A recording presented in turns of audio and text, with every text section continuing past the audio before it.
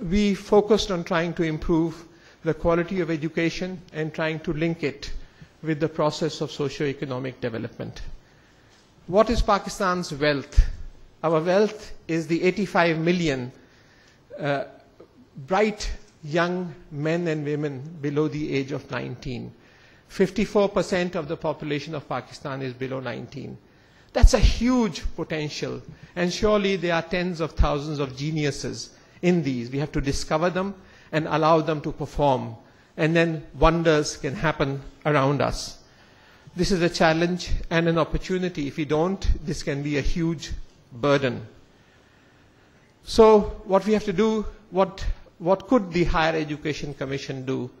And what could we do? Well, first of all, we have to excite young minds that education and science and research is fun. It's not about a job going at 5 o'clock. It's about crossing your brains with the best in the world.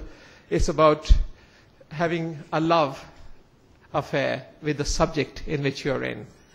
It's about burning the midnight oil, not because you have to, but because you want to. And it's about creation of this thirst for acquisition of knowledge. And this is what we tried to do. We then selected the brightest and sent them to top universities across the world. And we changed the salary structures, provided them with research funding. Every student who was sent abroad was given access to $100,000, about 8 million rupees, research grant. 1 year before he was coming back, he could apply to this. So even if he's coming to a remote university in Balochistan or the interior of Sindh, he would have the necessary funds to buy equipment and chemicals and consumables and books. So a research grant was built in. At the same time, we said, how do we excite these students to move into academic careers? So we changed the salary structures. Pakistan became the first country in the world where the salary of a professor became 5 times the salary of a federal minister in the government. 5 times the salary. However, we linked it to performance. So not everybody's salary was raised. It was, you were on contract for 3 years with an international assessment by experts in technologically advanced countries. Then another extension for 3 years, and finally you could get tenure. And so about 10% of the existing faculty in our universities has been able to pass this barrier. At the same time, we sent these thousands of students abroad. Some 11,000 scholarships were awarded, 5,000 of them for doctoral degrees at top universities. Because there's a fundamental difference between colleges and universities. Colleges are about giving knowledge to students, which of course is also the job of universities. But the universities have an additional task, which is to extend the frontiers of knowledge to new horizons, research, creativity. And the universities in the world today are ranked not on the basis of the size or on the beauties of their campuses or how sophisticated the instrumentation is or the number of computers. They're ranked on creativity, on the basis of the research output, the PhD output, the citations in the Science Citation Index, etc., etc. So these students, we started the world's largest Fulbright program, for instance, to send students to the top universities in the USA. But we insisted on paying half the money for that because we wanted to make sure that we had control over the areas in which they were being trained and in the fields that they were being trained. So this was how the money was spent, and about more than half was just on scholarships. And there was a special focus on quality assurance. And I also had the opportunity of being the Minister for IT and Telecom for about 2.5 years. This was very soon after Javed Jabbar asked the question in the cabinet, where is your phantom Minister for Science and Technology? I joined the cabinet 6 months later. And so from 29 cities, we've spread to some 2,000 towns, cities and villages, internet in Pakistan. These are the knowledge highways, in many ways far more important than the road highways that you are used to on traveling. These are the highways on which knowledge travels, on which commerce travels, on which accounts travel. And so we strengthen these highways by spreading internet, by spreading fiber from 40 cities to 1,000 cities, by increasing internet growth, bringing down costs of bandwidth from a ridiculous $85,000 or $87,000 a month to only a few $1,000s.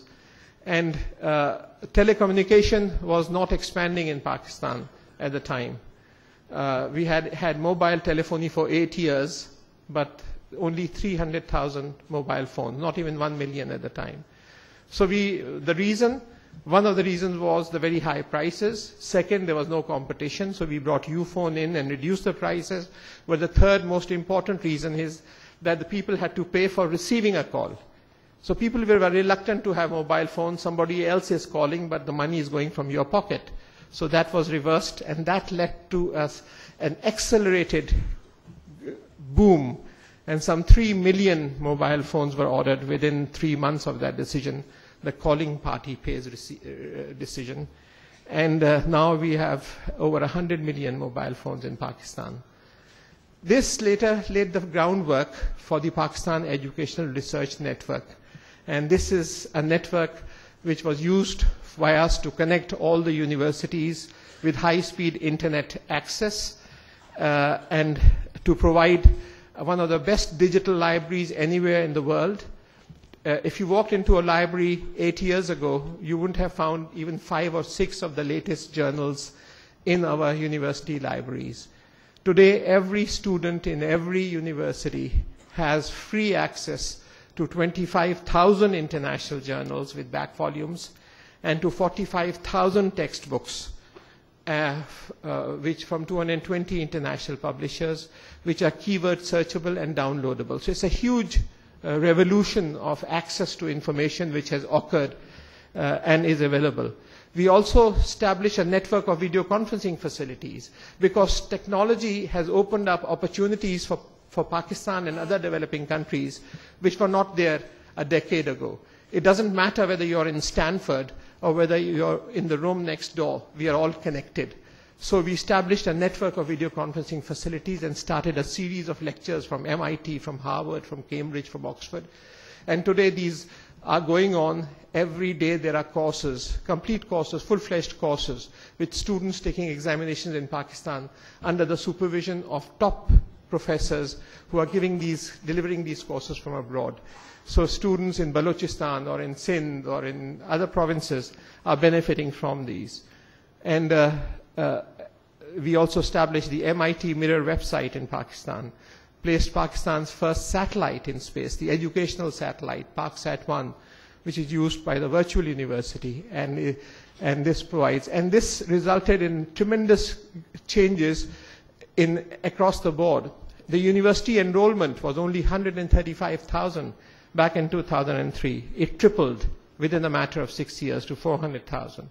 Number of universities grew from 59 in 2000 to 127 by 2009.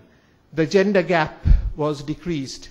Women enrollment is now almost 50%, 46.4%, very near the men's enrollment of 53.6%. And a huge increase in research publications, 600% increase in ISI abstracted publication, not our ISI. This is the Institute of Scientific Information in Philadelphia. Uski ISI ki baat ho rahi hai. 1,000% increase in citations, and a program to link university research with industry, STED, Science and Technology for Economic Development. And many of these students who came back started forming companies. And one company in Islamabad, for instance, won a contract a year and a half ago for 20 billion rupees, an IT contract, in competition to international bids from outside. So, this is the knowledge economy I'm talking about. Train the brightest, give them opportunities for new startup companies, and they are going to pay the nation 10,000 times over. But you have to, first of all, sow the seeds if you want to eat the fruits.